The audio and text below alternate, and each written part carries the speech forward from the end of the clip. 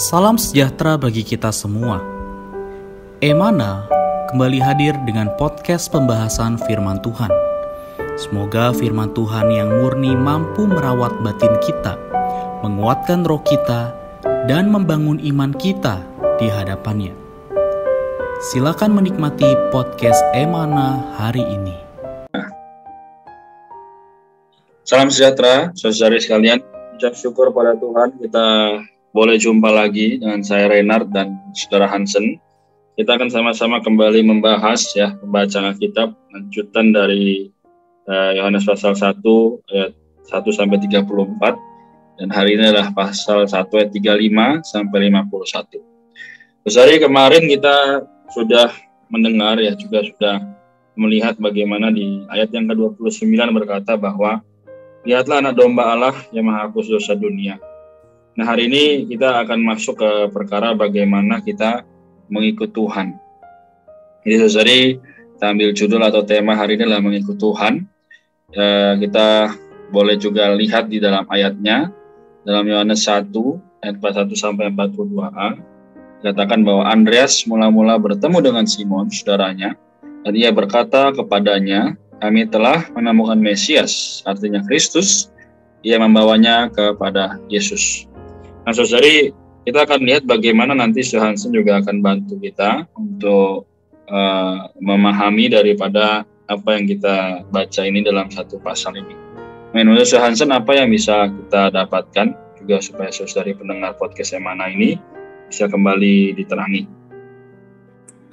Iya, baik. Terima kasih untuk kesempatannya, Saudara Renat.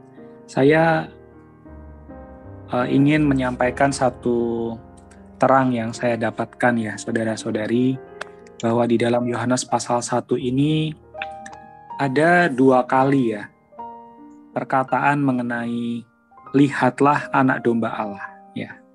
Jadi Yohanes pasal 1 ayat 29 dikatakan pada keesokan harinya Yohanes di sini adalah Yohanes Pembaptis, melihat Yesus datang kepadanya, dan Yohanes Pembaptis berkata, lihatlah anak domba Allah yang menghapus dosa dunia. Lalu ketika kita melihat di ayat 36, masih di pasal yang sama, keesokan harinya Yohanes berdiri di situ pula dengan 2 orang muridnya. Dan ketika ia melihat Yesus lewat, ia berkata, lihatlah anak domba Allah. Jadi saya melihat Yohanes pasal 1 ini, kita mendapatkan satu kisah ya, di mana Yohanes Pembaptis memperkenalkan siapa Tuhan Yesus, yaitu adalah anak domba Allah. Nah, saudara-saudari sekalian, bagi Anda, siapakah Tuhan Yesus? Kalau kita lihat di dalam kisah ini, ya, orang-orang Farisi juga mempertanyakan siapakah Yohanes Pembaptis. Karena saat itu Yohanes Pembaptis banyak membawa orang untuk dibaptis. Mereka bertanya, engkaukah Mesias? Yohanes Pembaptis mengatakan bukan. Apakah engkau Elia? Juga bukan. Apakah engkau Nabi yang akan datang? Yohanes Pembaptis pun menjawab bukan. Jadi hari ini kalau kita mendengar ya, atau bertanya kepada orang banyak, siapakah yang menjadi sosok orang yang mereka idolakan ya? Itu tentu adalah orang-orang yang mereka anggap adalah orang yang wah gitu ya, orang yang spektakuler. Nah, tetapi sekali lagi Yohanes Pembaptis mengatakan bahwa aku ini adalah ya suara orang yang berseru-seru di padang gurun. Ketika Yohanes Pembaptis memperkenalkan Tuhan Yesus, ya, Yohanes Pembaptis juga sangat jelas mengatakan, lihatlah anak domba Allah. Jadi Tuhan Yesus diperkenalkan bukan sosok pahlawan ya, atau orang yang wah gitu ya. mengadakan mujizat besar-besaran, dia datang untuk mendirikan suatu agama, Tidak, saudara-saudari. Dia datang sangat spesifik sebagai anak domba Allah yang menghapus dosa dunia, yaitu dosa Anda dan saya. Saudara-saudari, sungguh bersyukur pada Tuhan. Moga kita nampak dengan jelas, ya, Tuhan kita adalah anak domba Allah yang menghapus dosa dunia.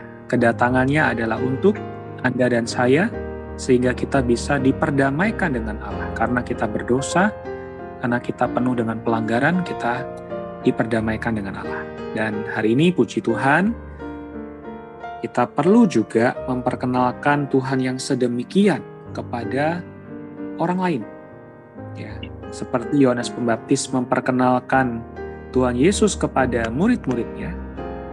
Juga kita lihat Andreas membawa Petrus untuk menjumpai Tuhan Yesus. Lalu juga Andreas, ya, membawa saudaranya Filipus, mendapatkan temannya Nathanael. Jadi kita perlu membawa juga orang-orang di sekitar kita untuk mengenal siapa Tuhan. Lihatlah, Dia adalah anak domba Allah yang menghapus dosa Anda dan saya. Semoga, saudara-saudari, kita boleh terkesan, kita bukan datang kepada sosok yang spektakuler, melakukan mujizat, besar-besaran. Ya, memang Tuhan melakukan hal-hal yang besar, ya. Tetapi kedatangannya adalah untuk menyelamatkan kita dari dosa, agar kita bisa diperdamaikan dengan Allah, agar kita bisa menerima hidup kekalnya. Kiranya kita boleh menjadi orang-orang yang sedemikian. Mungkin itu dari saya, Saudara Renat. Amin. Puji Tuhan, ya, saudari, saya sangat setuju, juga sangat terberkati dengan apa yang tadi Hansen sudah sampaikan. Selayaknya memang demikian, ya, ketika seorang yang sudah melihat, ya, wahyu, juga sudah melihat penglihatan mengenai bagaimana Yesus, ya pasti harusnya sikap yang normal adalah seperti Yohanes Pembaptis ini. Ya, dia bercerita kepada murid-muridnya. Dan kita hari ini adalah bercerita kepada teman-teman kita. Jadi saudari, moga dalam setiap pengalaman kita, ya, baik saya, Hansen maupun saudari sekalian yang mendengar, ya perlu mengambil satu sikap, yaitu setelah kita melihat anak domba Allah ini, setelah kita mengikut Tuhan, kita boleh bercerita, ya, juga boleh membagikan, ya, pengalaman-pengalaman rohani, ya, bagaimana Tuhan memimpin kita kepada kebenaran. Amin, ya saudari. Jadi moga dikatakan juga dalam ayat yang ke-17, ya, dari ayat pasal Yohanes pasal 1 ini, yaitu sebab hukum Taurat diberikan oleh Musa, tapi kasih karunia dan kebenaran datang oleh Yesus Kristus. Sehingga karunia dan kebenaran ini boleh menjadi satu dorongan bagi kita. Jadi hari ini, ya, sampai Tuhan datang kembali, dorong, menguatkan supaya banyak orang boleh diselamatkan melalui kita. Amin. Puji Tuhan. Apakah Hansen ada yang perlu ditambahkan? Ya, sedikit mungkin saya tambahkan. Anak domba Allah ini kita ikuti, ya, saudara-saudari. Kita melihat anak domba Allah ini bukan sekedar menghapus dosa kita, tetapi di dalam kitab Wahyu juga dikatakan para pemenang mengikuti kemana saja anak domba itu pergi. Artinya karakteristik dari anak domba ini juga perlu kita ikuti, kita teladani. Dia menjadi kurban yang dipersembahkan kepada Allah. Dia menjadi kepuasan hati Allah. Hidupnya adalah untuk menyenangkan Allah. Dia lemah lembut, ya, dia rendah hati, dia penuh dengan ketaatan. Ya, kiranya juga karakteristik dari anak domba Allah ini menjadi karakteristik kehidupan kita sebagai orang Kristen. Kita taat kepada Allah, lemah lembut kepada manusia. Kita menjadi korban yang hidup, yang dipersembahkan kepada Allah. Biarlah hari-hari kita menjadi kepuasan bagi Allah dan kesukaan bagi manusia. Mengikuti kemana saja anak domba itu pergi. Puji Tuhan. Amin. Sungguh kalimat penutup yang sangat memberkati. Ya, kemana anak domba itu pergi, ya pastilah kita juga mengikuti dan menjadi berkat bagi banyak orang. Amin. Oleh karena itu, apakah Johansen boleh mendoakan kita semua? Amin. Mari kita bersatu di dalam doa. Terima kasih Tuhan, kami bersyukur ketika Engkau di bumi, Engkau adalah anak domba yang menghapus dosa dunia. Dan Engkau telah betul-betul mati bagi kami, berdarah bagi kami, tapi Engkau juga telah bangkit. Engkau tetaplah sebagai anak domba Allah, karena Engkau di dalam kitab Wahyu, Engkau disebut kembali. Kami mengikuti Engkau sebagai anak domba Allah, mengikuti jejak hidup-Mu, mengikuti bagaimana Engkau taat kepada Allah. Tuhan, Engkau rela hidup bagi kepuasan Allah, dan Engkau lemah lembut terhadap manusia. Engkau membawa tiap-tiap orang kepada Bapa. Biarlah cara hidup-Mu juga menjadi teladan hidup kami. Terima kasih ya Tuhan, kami mau mengikuti Engkau seumur hidup kami. Amin. Amin. Puji Tuhan, terima kasih Johansen, terima kasih Sosiari, Tuhan merahmati kita, selamat hari Tuhan. Puji Tuhan. Amin. Sekian pembahasan firman porsi hari ini. Sampai jumpa di podcast berikutnya.